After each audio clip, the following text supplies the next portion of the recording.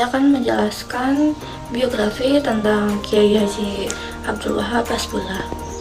Beliau adalah seorang ulama, pendiri Nahdlatul Ulama. Kiai Haji Abdul Wahab Hasbullah, beliau adalah seorang ulama yang berpandangan modern. Dakwahnya itu dimulai dengan mendirikan media massa atau surat kabar. Kiai Haji Abdul Wahab Hasbullah, beliau merupakan orator ulum, ahli politik, pejuang dalam memperjuangkan kemerdekaan Republik Indonesia. Kiai Haji Abdul Wahab Hasbullah atau yang biasa dipanggil dengan Mbah Wahab, lahir di Jombang pada tanggal 31 Maret tahun 1988. Beliau meninggal pada tahun 29 Desember 1971. Tempat pemakamannya yaitu di Makam Pahlawan Nasional Kiai Haji Abdul Wahab Hasbullah. Beliau adalah pengarang syair Yalal Waton. Lagu Yalal Waton dikarangnya pada tahun 1934. Ayah Kiai Haji Abdul Wahab Hasbullah bernama Kiai Haji Hasbullah Said. Ayahnya Kiai Haji Abdul Wahab Hasbullah ini adalah beliau seorang pengasuh pesantren di Tambak Beras, Jombang, Jawa Timur. Sedangkan ibundanya Kiai Haji Abdul Wahab Hasbullah, ia bernama Nyai Latifah. Salah satu pendidikan Kiai Haji Abdul Wahab Hasbullah ini, ia juga seorang pelopor dalam membuka forum diskusi antar ulama, baik di lingkungan NU, Muhammadiyah, dan organisasi lainnya. Beliau pernah belajar di pesantren Langitan Tuban, pesantren Mojosari Nganjuk, dan masih banyak pesantren lainnya. Kiai Haji Abdul Wahab Hasbullah, beliau merupakan orator ulum, ahli politik, pejuang dalam memperjuangkan kemerdekaan Republik Indonesia.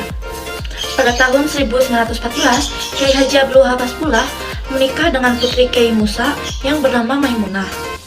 Namun, pernikahan dan membina rumah tangga ini tidak berlangsung lama. Istrinya meninggal sewaktu mereka berdua menjalankan ibadah haji pada tahun 1921. Tak lama, ia menikah lagi dengan Alawiyah. Ia putri dari Kiai Haji Alwi Tamim. Dari perkawinan ini, ia dikaruniai seorang putri yang bernama Khadijah.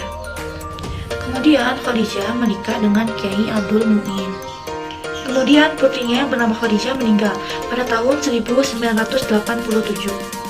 Masih dalam perkawinan, setelah itu ia menikahi beberapa putri yang salah satunya bernama Rahmah, Asna, Fatimah binti Burhan, Masmah, sepupu Asna binti Sa'id, Asilah, dan Sa'diyah. Ada 12 guru beliau, di antaranya guru-guru beliau yaitu Kiai Haji Hasbullah Said, ada Kiai Haji Khalil Bangkalan, dan lain sebagainya.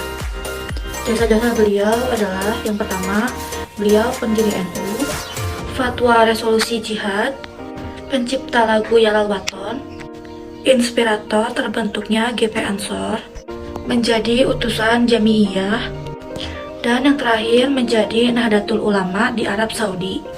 Karya-karya beliau ialah Yalal Waton, lagu patriotis, karya Kiai Haji Abdul Wahab Hasbullah. Yang terakhir ada karir beliau, salah satunya adalah menjadi anggota BPKNIP, menjadi anggota DPA, dan yang terakhir menjadi anggota konstituante dan berkali-kali menjadi anggota DPR RI. Baik, di sini saya akan menjelaskan mengenai silsilah keluarga dari Kiai Haji Abdul Wahab Hasbullah. Kiai Abdul Wahab Hasbullah masih ada hubungan kekeluargaan dengan Kiai Hashim Asy'ari. Keduanya bertemu dalam satu keturunan dengan Kiai Abdul Salam yang dikenal sebagai pimpinan atau pasukan komandan di Ponegoro. Kiai Abdul Salam membangun pesantren Salawat didampingi istrinya yang bernama Muslimah yang berasal dari Depok, dan pernikahannya itu dikaruniailah 10 orang anak putra dan putri, yaitu Laginah, Fatimah, Abu Bakar, Marfu'ah, Jamaah, Mustaharoh, Ali, Ma'un, dan Fatawi. Anaknya yang bernama Laginah dinikahkan dengan santrinya yang bernama Utsman, dan putri keduanya yang bernama Fatimah dinikahkan dengan Said. Utsman dan Laginah dikaruniai seorang putri yang bernama Halimah yang dijodohkan dengan Asy'ari dari Demak. Atas perjodohan tersebut, mereka mempunyai 11 orang putra dan putri, yaitu Nafi'ah, Ahmad Soleh, Muhammad Hashim, Radiyah, Hasan, Anis, Fatonah, Maimunah, Mas'um, Mahrawi, dan Adnan. Sedangkan Sa'id dan Fatimah mempunyai 3 orang putra, yaitu Hasbullah, Syafi'i, dan Hasim, satu orang putri. Perkembangan pesantren Salawiyah dibangun Kiai Abdul Salam semakin maju dan dibantu oleh kedua menantunya, yaitu Kiai Sa'id dan Kiai Utsman. Nah, sepeninggal Kiai Abdul Salim, pesantren dikelola oleh menantunya, dan ketika Kiai Utsman dan Kiai Sa'id meninggal, pesantren dipimpin oleh Kiai Hasbullah. Dalam mengelola pesantren, Kiai Hasbullah didampingi istrinya yang bernama Latifah, berasal dari Tawangsari. Dari pernikahannya tersebut dikaruniai putra dan putri yang bernama Abdul Wahab Hasbullah, Aman Hamid, Khadijah, Abdul Rahim, Fatimah, Solihah, Zuhriyah, dan Aminatul Roqiyah. Untuk bidang pendidikan, Kiai Abdul Wahab Hasbullah dari kecil sampai besar semuanya hanya di pesantren. Artinya, ia adalah anak didik sistem pendidikan Islam tradisional. Ayahnya mengirimkan Kiai Abdul Wahab Hasbullah ke pesantren Langitan Tuban yang saat itu di bawah asuhan Kiai Ahmad Soleh. Kemudian pada tahun 1901, ketika itu ia berusia 13 tahun, ia ternyata tidak hanya belajar di satu pesantren tetapi di beberapa pesantren. Proses pendidikan pesantren yang dijalani oleh Kiai Abdul Wahab Hasbullah ini berlangsung sekitar 9 tahun dengan menimba keilmuan keislaman di 7 pesantren, yaitu Pesantren Langitan, Pesantren Mojorsari, Pesantren Cempaka, Pesantren Tawangsari, Pesantren Kademan Bangkalan, Pesantren Beronggahan Kediri, dan Pesantren Tubiran Jombang yang merupakan pondok asuhan Kiai Hasyim Asy'ari. Di pesantren ini, Kiai Haji Abdul Wahab Hasbullah cukup lama menjadi santri, yaitu sekitar 4 tahun. Aktivitas Kiai Haji Abdul Wahab Hasbullah di NU atau Nahdlatul Ulama. Beliau merupakan seorang bapak pendiri dari NU atau Nahdlatul Ulama sendiri, dan juga beliau pernah menjadi panglima Laskar Muhajidin ketika melawan penjajahan Jepang. Lalu pada tahun 1914 beliau mendirikan kursus bersama Tahmirul Afkar.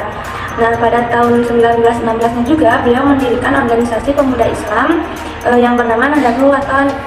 Lalu pada tahun 1926 beliau menjadi ketua tim Komite Hizaz.